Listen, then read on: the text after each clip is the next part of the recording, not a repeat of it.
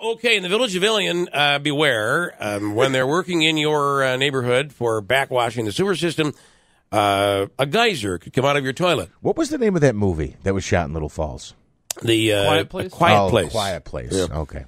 Not such a quiet place is Ilion, the mayor of Ilion, who, by the way, is finishing up his service as we speak here. Terry Leonard on the line. Good morning, Terry.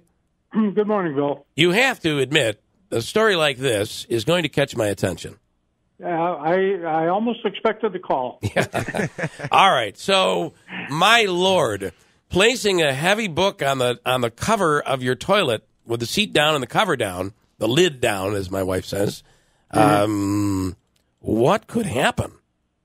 Well, that's not exactly the wording I would have chose to put in that public announcement. Well, the paper, the Telegram, did a nice job of lighting the story up a little bit. Yeah. But, I mean, that was a prepared statement that was done for us by our engineers. And, the fact of what's happening, it goes back. We have discovered that, if you recall, 4th of July weekend a year ago, we had a major rainstorm. Mm-hmm. And when we get those major rainstorms and we get that surface water, we are finding that surface water and drainage water is getting into the sanitary sewer system and going out to the Herkimer County Sewer District, and that's not a good thing. So what's happening is this contractor is in the village, and they're putting pressure under the sewer lines, and they're running cameras, trying to find breaks in the sewer lines. All right. That's allowing groundwater to seep in. Now, what they were told to do with the contractors was make the neighbors in the local neighborhoods aware that they were there, and let them know of the implications of things that might happen. And sometimes they do that, and sometimes they don't. So I have had calls on my desk about what you refer to as the exploding toilets. Occasionally, when you get to the bottom of them, they aren't quite as disastrous or drastic as we initially hear, but it's definitely something the homeowners need to know about. They should be made aware that it's a possibility. So, Mayor, you're saying it's more of a bubble than a blast, is what you're saying? Yeah, I would say so. Yeah. Okay, good. Yeah. For example, I had a call from a woman who was, oh my gosh, it was an awful mess, and the way the contractors treated us was just awful. I said, well, what did they say to you? They said, well, they didn't actually say or do anything to me, but it was my neighbor across the street. And when I talk to the neighbor, I get a little different spin. You know, everything's a spin, Bill. Listen, good for you, by the way. Yeah. It's sorry to hear you're going. Good for you for calling, neighborhood door to door, calling door to door. Following up. Yeah, following up and talking to people about this. The fact is that people do like to embellish a little bit because there's a chance they might want to say, oh, the village is responsible for fixing my problem here. Yeah. Yeah, I mean, there's no doubt that when these guys are putting high pressure on the sewer lines under our neighborhoods, there's a chance that there's going to be some backspill, so to speak. All right. Well, we try to make we're told the contractors, please make the neighborhoods aware. All right. So your recommendation is, or their recommendation is, that you put a heavy book, close the lid, put a heavy book or a cement block on your toilet lid while this is going on. Well, in some way, secure the lid so that it's not going to open up on you unpredictably. I'd be duct taping that thing sealed. Yeah, like a bag, like a black trash bag or something. This brings me back to a crank call I did a long time ago. I cannot help but think about it's blowing a up the perfect lines. example. And Mayor, how long is this going to last? How long is this expected to last? They should be done early summer. They're working through the neighborhoods. And 2 weeks ago, they were right out in front of my house, and I didn't... we had no effects here in our neighborhood, but maybe they took a light because they knew I was the mayor. But now, Mayor, I want to clarify this one thing. Promise us, this is not some outgoing prank you're pulling on the village of Ilion, right? This is real. No, but what I'm thinking is I can see a future South Park episode coming out. You are absolutely right. Wayne has a question for Mayor Terry Leonard. Wayne, you're on the radio. Hey, in Utica, there's problems with drop basins are all caving in because of the age of the sewer systems and everything. Yeah. My mom had a problem when they had a big bad storm came through. Her cellar started flooding, so I seen there was action with the toilet. where it was doing that. So I shoved stuff right into the hole of the toilet, like way down in, shut the toilet off, and went right down in with like bags and stuff and stuffed it. It came up in my mother's wash sink. It came up in the back part of the toilet. It came up upstairs. It was everywhere. So plugging that toilet is going to be the least of their problems. Okay, all right. Thank you, Wayne, for that. And that gets where the problem is. Heavy rain should not in any way get into your toilet system. Yeah, how is that happening? How about people with? I know Ilion, because I lived there, has hard water.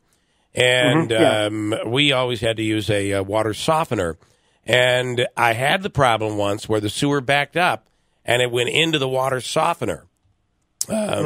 Possible here, probably the same thing, right?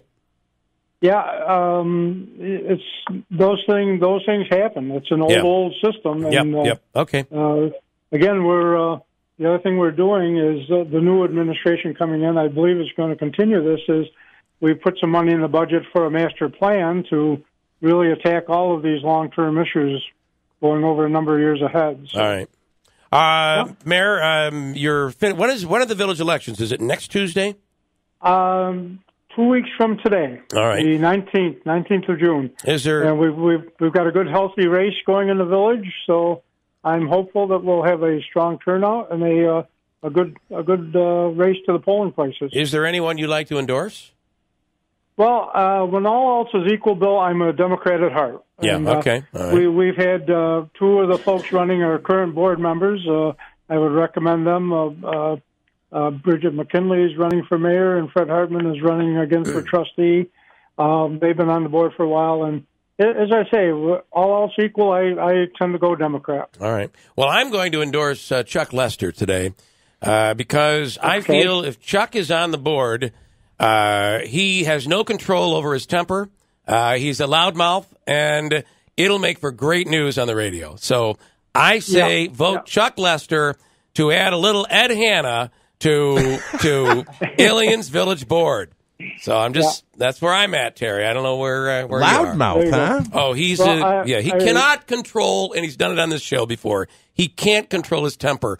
That is the great recipe for crazy common council or village council meetings. So I'm rooting for it. That was one of the things that got me interested in running to begin with, was I was seeing things that were going on with the village board that preceded ours. So. Oh, it's going to be some fireworks. I'm really looking forward to it. All right. 4 years ago, you hosted a couple of debates between myself and the other mayor and some trustees, and that was a good thing. I would be willing to do that again if you'd like to. Well, I'll put Andrew on that today. We'll see if we can get everybody together, all right?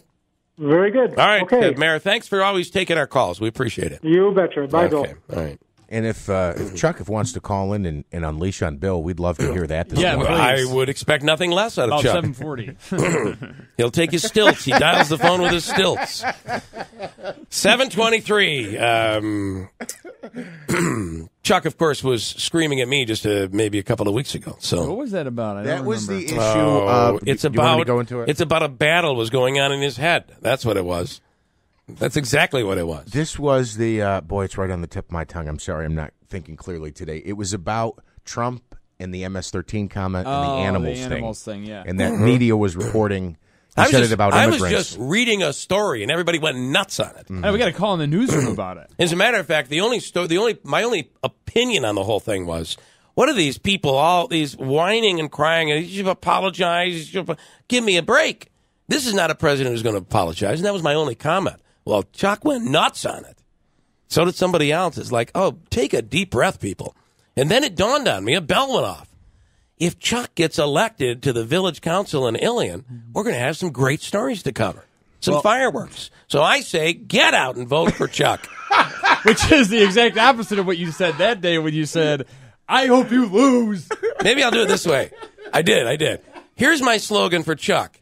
Get out and vote for Chuck, because I don't live there anymore. I thought you were going to say something else.